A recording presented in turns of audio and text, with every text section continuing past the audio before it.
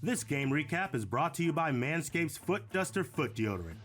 Say goodbye to stinky foot funk with this essential deodorant spray. Head over to manscaped.com and use the promo code SACCITY for 20% off and free worldwide shipping. The Foot Duster Foot Deodorant by Manscaped. The best protection any place below the waist. Patriots are now 6-7 against AFC East teams since Brady's departure. The Dolphins now have won 8 of their last 10 games against the Patriots in Miami. And like you said, Mike McDaniel was able to get his first win against one of the greatest of all time in Bill Belichick.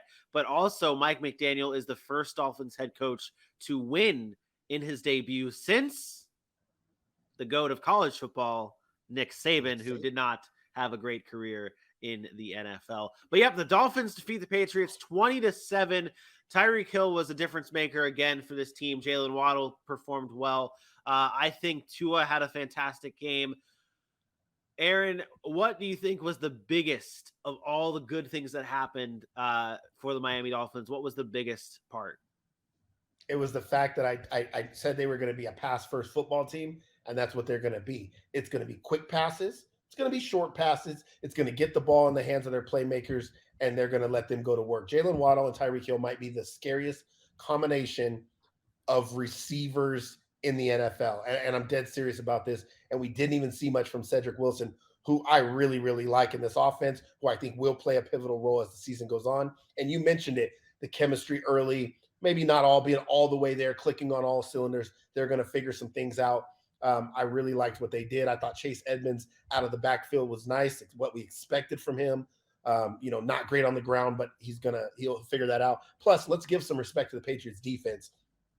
It is Bill Belichick, and it is that he is a defensive-minded guy. So they always have a tough defense. So you can look at Miami and say, oh, well, they only scored 13 points offensively. Yeah, that's true. But New England has a really good defense. And with the combination of now that Miami defense with the offensive potential and what they have, I may have left the wrong team out of the playoffs. And Miami could very well be a playoff team. If Tua's going to play like he played yesterday, they're going to be a tough team to beat. Yeah, I'd like to see. I don't know if I'm willing to go out and say that, because I had them at 8-9 on the season. I think that could still be where I have them. Maybe now, looking at the way they're performing, maybe a 9-8 season and battling for a playoff spot. But I think this game, and maybe you can contribute on this. Maybe you can tell me I'm wrong. I think this game was more of the Patriots not being as good as perspective, you're absolutely right. Yeah, I think we have been very honest with ourselves when judging and grading the New England Patriots. But I think that's kind of what we're seeing here. I mean, 7 touchdowns. The Dolphins defense is great. They have a very good defense. They turn the ball over. That's what they're known for. They're known to put pressure on you and force turnovers, whether it's a Brian Flores-led defense or whoever's calling the plays now for whoever their defensive coordinator is now. I can't remember his name. But this team's hard to play against. They're going to be able to steal some wins and get some wins. I still want to see the Dolphins play some of the big dogs. But I do like they picked up right where they left off in preseason, where this offense is slinging it. And I will give Tua credit. I did give him the player of the game here. 23 of 33 through the air, 270 yards, a tutty, and that big one right down there. No interceptions. This Patriots defense, like you said, they make it hard for you to play against, no matter who's on that defense, whether it's J.C. Jackson still in the secondary or not. That defense is still tough to play against. And Tua being able to come out, get 270 and a tutty there, no interceptions, it's huge. It's huge. And I don't think he had any turnovers as well. I don't know if he had any fumbles. Oh, he did have a fumble, but it was not lost. So no turnovers for Tua at all. I think this is a great game, and I think he's a well-deserving player of the game. I know the stat lines for Tyreek Hill were great. Stat lines for Jalen Waddle were great. But I want to give credit where credit is deserved for Tua Tagovailoa having a great day. Aaron, what's the play of the game? Yeah, play of the game I thought was early. I thought the Patriots were moving the ball down the field, and this was a big-time interception here by the Miami defense. And just being aware, right? Tip ball, Javon Holland there to take it.